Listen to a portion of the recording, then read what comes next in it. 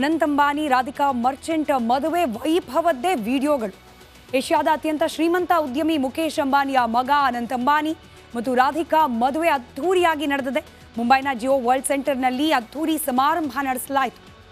ಈ ಮದುವೆಯಲ್ಲಿ ರಾಜಕೀಯ, ಕ್ರೀಡೆ, ಸಿನಿಮಾ ಹೀಗೆ ಬೇರೆ ಬೇರೆ ರಂಗದ ದೊಡ್ಡ ದೊಡ್ಡ ಸ್ಟಾರ್ ನಟ ನಟಿಯರು ಹಾಗೆ ಸೆಲೆಬ್ರಿಟಿಗಳು, ರಾಜಕಾರಣಿಗಳು ಎಲ್ಲರೂ ಕೂಡ ಭಾಗಿಯಾಗಿದ್ರು. ಮದುವೆ ಸಮಾರಂಭ ಮುಗಿತು. ಆರತಕ್ಷತೆ ನಾಳೆ ಮುಂಬೈನಲ್ಲಿ ನಡೆಯುತ್ತೆ. ಮತ್ತೊಂದು ಆರತಕ್ಷತೆ ಕಾರ್ಯಕ್ರಮ ಕೂಡ ನಡೆಯುತ್ತಂತೆ.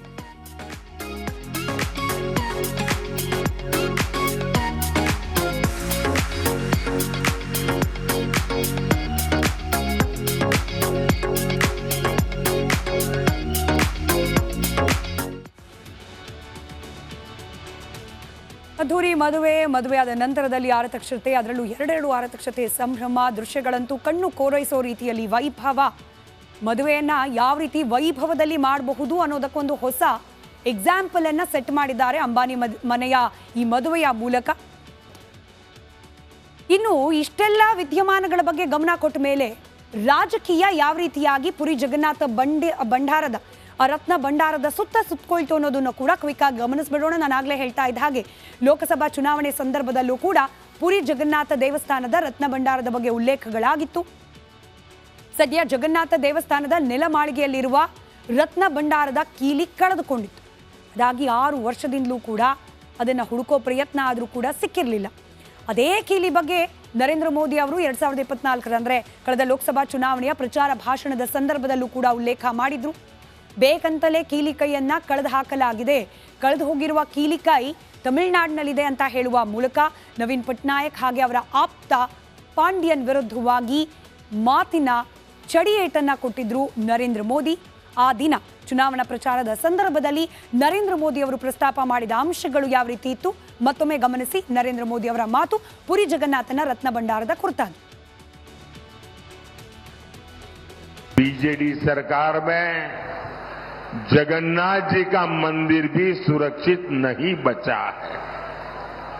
पिछले 6 साल से श्री रत्न भंडार की चाबी का अता पता नहीं है। मैं जरा आप सबसे पूछना चाहता हूं, पूरे देश की श्रद्धा सदियों से जो पूजा होती है, जिसका मालिक स्वयं भगवान जगन्नाथ है, अरे हमारे घर की चाबी खो जाए तो भी हम मन्नत करते हैं, महाप्रभु जगन्नाथ जी मेरे घर की चाबी जरा खो गई है, कुछ मदद करो। और महाप्रभु जगन्नाथ जी के आशीर्वाद से घर की चाबी भी घंटे 2 घंटे में मिल जाती है। 6 साल हो गए, रत्न भंडार की चाबी खो गई है। ಮೋದಿ ಅವರ ಮಾತಿನ ಅರ್ಥ, ನಮ್ಮ ಮನೆಗಳ ಕೀಲಿಕೈ ಕಳೆದು ಹೋದ್ರೆ ಜಗನ್ನಾಥನಲ್ಲಿ ಹೋಗಿ ಪ್ರಾರ್ಥನೆ ಮಾಡ್ಕೊಳ್ತಾರೆ, ಪ್ರಾರ್ಥನೆ ಮಾಡಿದ 1-2 ದಿನದಲ್ಲೇ ಕೀ ಸಿಕ್ಬಿಡುತ್ತೆ. ಆದರೆ ಜಗನ್ನಾಥನ ರತ್ನ ಭಂಡಾರದ ಕೀ ಕಳೆದು ಹೋಗಿದೆ. 6 ವರ್ಷದಿಂದ ಹುಡುಕ್ತಿದ್ದಾರೆ, ಸಿಕ್ತಿಲ್ಲ. ಅಲ್ಲಿಗೆ ಏನೋ ನಡೆದಿದೆ, ರತ್ನ ಭಂಡಾರದ ಒಳಗೆ ಯಾರದ್ದೋ ಕಳ್ಳಗೈ ಹೋಗಿದೆ ಅನ್ನೋ ಅನುಮಾನವನ್ನ ವ್ಯಕ್ತಪಡಿಸಿದ್ರು. ಚುನಾವಣಾ ಪ್ರಚಾರ ಭಾಷಣದ ಸಂದರ್ಭದಲ್ಲಿ ಬಿಜೆಪಿಗೆ ನೀವು ಅಧಿಕಾರ ಕೊಟ್ಟರೆ ರತ್ನ ಭಂಡಾರದ ಬಾಗಿಲನ್ನು ತೆರೆಸ್ತೇವೆ, ಅಲ್ಲಿರುವ ಸಂಪತ್ತಿನ ಮೌಲ್ಯಮಾಪನ ಮಾಡಿಸ್ತೇವೆ ಅಂತ ಹೇಳಿ ಭರವಸೆ ಕೊಟ್ಟಿದ್ರು. ಇನ್ಫ್ಯಾಕ್ಟ್ ಸುಪ್ರೀಂ ಕೋರ್ಟ್ನದ್ದೇ ನಿರ್ದೇಶನ ಇತ್ತು ಸಂಪತ್ತಿನ ಮೌಲ್ಯಮಾಪನ ಕುರಿತಾಗಿ. ಅದರಂತೆಯೇ ಇದೀಗ ಸಂಪತ್ತಿನ ಮೌಲ್ಯಮಾಪನ ಆಗ್ತಾ ಇದೆ. ಇವತ್ತು ರತ್ನ ಭಂಡಾರದ ಬಾಗಿಲನ್ನು ತೆರೆಯಲಾಗಿದೆ. 1978ರ ಲೆಕ್ಕಾಚಾರದಂತೆಯೇ ಅಲ್ಲಿ ಸಂಪತ್ತು ಉಳಿದಿರಲಿ, ಯಾವುದೇ ಕಳ್ಳಗೈ ಅಲ್ಲಿ ಹೋಗದೇ ಇರಲಿ, ಪುರಿ ಜಗನ್ನಾಥ ಆ ಸಂಪತ್ತನ್ನ ರಕ್ಷಣೆ ಮಾಡಿರಲಿ ಅಂತ ಭಾವಿಸೋಣ. ಇದಿಷ್ಟು ಪುರಿ ಜಗನ್ನಾಥನ ರತ್ನ ಭಂಡಾರದ ಕುರಿತಾದ ಮಾಹಿತಿ. ಈಗ ಇದೇ ರತ್ನ ಭಂಡಾರಕ್ಕೆ ಸಂಬಂಧಪಟ್ಟ ಮತ್ತಷ್ಟು ರಹಸ್ಯಗಳ ಕಡೆಗೆ ನಾವು ಗಮನ ಕೊಡ್ತಾ ಹೋಗೋಣ. ಪ್ರಮುಖವಾಗಿ ತಾಳೆಗರಿ ಪುಸ್ತಕದಲ್ಲಿ ಈ ರತ್ನ ಭಂಡಾರದ ಬಗ್ಗೆ ಒಂದಷ್ಟು ಉಲ್ಲೇಖಗಳಿದೆ. ಈ ರತ್ನ ಭಂಡಾರದ ರಹಸ್ಯವನ್ನ ತಾಳೆಗರಿ ಪುಸ್ತಕದಲ್ಲಿ ಉಲ್ಲೇಖ ಮಾಡಲಾಗಿದೆ. ಆ ಅಂಶಗಳನ್ನ ಗಮನಿಸ್ತಾ ಹೋಗೋಣ. ತಾಳೆಗರಿಯಲ್ಲಿ ಖಜಾನೆಯ ಆಭರಣಗಳ ಸಂಕ್ಷಿಪ್ತ ಮಾಹಿತಿಯನ್ನ ಬರೆದು ಇಡಲಾಗಿತ್ತು ಅಂದಿನ ಕಾಲದಲ್ಲಿ. ಜಗನ್ನಾಥ ದೇಗುಲದ ಇತಿಹಾಸವನ್ನ ತಿಳಿಸುವ ತಾಳೆಗರಿ ಪುಸ್ತಕ. ಅದೇ ಪುಸ್ತಕದಲ್ಲಿ ರತ್ನ ಭಂಡಾರದ ಚಿನ್ನದ ಲೆಕ್ಕಾಚಾರವನ್ನ ಕೂಡ ತಿಳಿಸಲಾಗಿದೆ. ತಾಳೆಗರಿ ಪುಸ್ತಕದ 31ನೇ ಪುಟದಲ್ಲಿ ನೆಲಮಾಳಿಗೆಯಲ್ಲಿ ನಿಧಿ ಇದೆ, ಅನ್ನೋ ಉಲ್ಲೇಖವನ್ನ ಕೂಡ ಮಾಡಲಾಗಿತ್ತು. ನಾನು ಆಗಲೇ ಹೇಳ್ತಾ ಇದ್ದ ಹಾಗೆ ಸಾಮಾನ್ಯವಾಗಿ ನಮ್ಮ ದೊಡ್ಡ ದೊಡ್ಡ ದೇಗುಲಗಳಲ್ಲಿ ರಾಜರ ಆಳ್ವಿಕೆ ಸಂದರ್ಭದಲ್ಲಿ ಬೇರೆ ದೇಶಗಳಿಂದ ಬಂದು ದಾಳಿಯನ್ನ ನಡೆಸುವ ದಾಳಿಕೋರರ ಕೈಗೆ, ಬೇರೆ ದೇಶಗಳ ರಾಜರ ಕೈಗೆ ಈ ಸಂಪತ್ತು ಸಿಗಬಾರ್ದು ಅನ್ನೋ ಕಾರಣಕ್ಕೆ ದೇಗುಲದ ನೆಲಮಾಳಿಗೆಗಳಲ್ಲಿ ಈ ವಜ್ರಾಭರಣಗಳನ್ನು, ದೇಗುಲದ ಸಂಪತ್ತನ್ನು ಭದ್ರವಾಗಿ ಇರಿಸುವ ಪದ್ಧತಿಯನ್ನು ಅನುಸರಿಸ್ಕೊಂಡು ಬರಲಾಗ್ತಾ ಇತ್ತು. ಇಲ್ಲೂ ಕೂಡ ಪುರಿ ಜಗನ್ನಾಥ ಮಂದಿರದಲ್ಲೂ ಕೂಡ ಅದೇ ರೀತಿ ನೆಲಮಾಳಿಗೆಯಲ್ಲಿ ನಿಧಿಯನ್ನು ಇರಿಸಲಾಗಿದೆ ಅಂತ ಹೇಳಿ ತಾಳೆಗರಿ ಪುಸ್ತಕದಲ್ಲಿ ಉಲ್ಲೇಖ ಮಾಡಲಾಗಿದೆ. ಮಂದಿರದ ನೆಲಮಾಳಿಗೆಯಲ್ಲಿ ನಿಧಿ ಇದೆ ಅನ್ನೋ ಉಲ್ಲೇಖವನ್ನು ತಾಳೆಗರಿ ಪುಸ್ತಕದಲ್ಲಿ ಮಾಡಲಾಗಿದೆ. ಆ ಕೋಣೆಯ ಹೆಸರು ರತ್ನ ಭಂಡಾರ. ರತ್ನ ಭಂಡಾರ ಅನ್ನೋ ಹೆಸರನ್ನ ತಾಳೆಗರಿ ಪುಸ್ತಕದಲ್ಲೇನೆ ಉಲ್ಲೇಖ ಮಾಡಲಾಗಿದೆ. ಹಾಗೆ ನಾನಾಗಲೇ ಹೇಳ್ತಾ ಇದ್ದ ಹಾಗೆ ಒಳ ಖಜಾನೆ, ಹೊರ ಖಜಾನೆ ಅಂತ ಹೇಳಿ ಎರಡು ವಿಭಾಗವಾಗಿ ಏನು ವಿಂಗಡಣೆ ಮಾಡಿ ಚಿನ್ನಾಭರಣದ ಲೆಕ್ಕಾಚಾರವನ್ನು 1978ರಲ್ಲಿ ಮಾಡಲಾಗಿತ್ತು.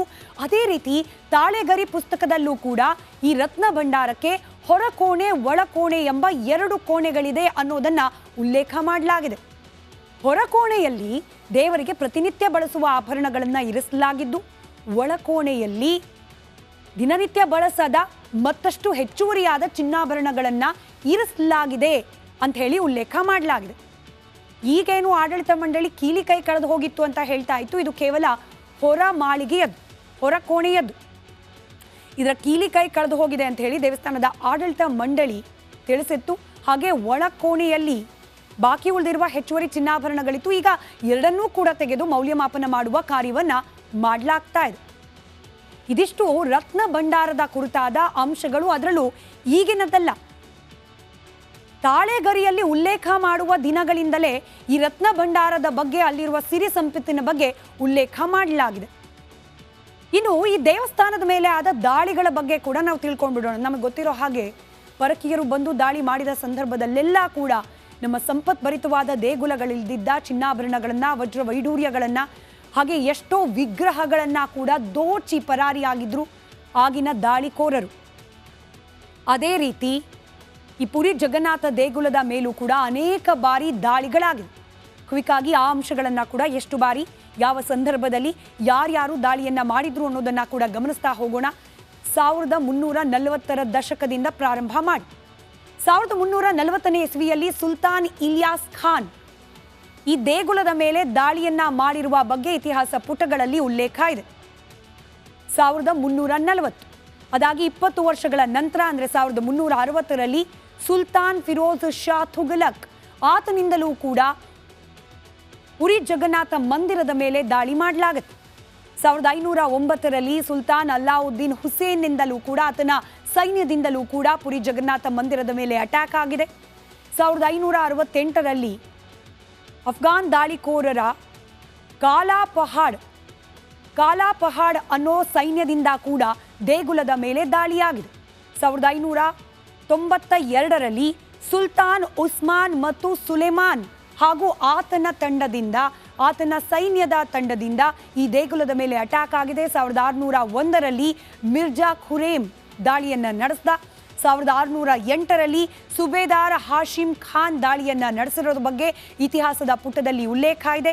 1611, 1617ರಲ್ಲಿ ಕಲ್ಯಾಣ್ ಮಾಲ್ನಿಂದ ದಾಳಿ ಆಯಿತು ಅನ್ನೋ ಉಲ್ಲೇಖ. 1617ರಲ್ಲಿ ಮುಖೆರಂ ಖಾನ್ನಿಂದ ದಾಳಿಯಾದ ಬಗ್ಗೆ ಉಲ್ಲೇಖ. ಅದೇ ವರ್ಷ ಜಹಂಗೀರನ ಸೇನಾಪತಿ ಕೂಡ ಪುರಿ ಜಗನ್ನಾಥ ಮಂದಿರದ ಮೇಲೆ ದಾಳಿ ನಡೆಸ್ತಾ ಅನ್ನೋ ಉಲ್ಲೇಖ ಇದೆ.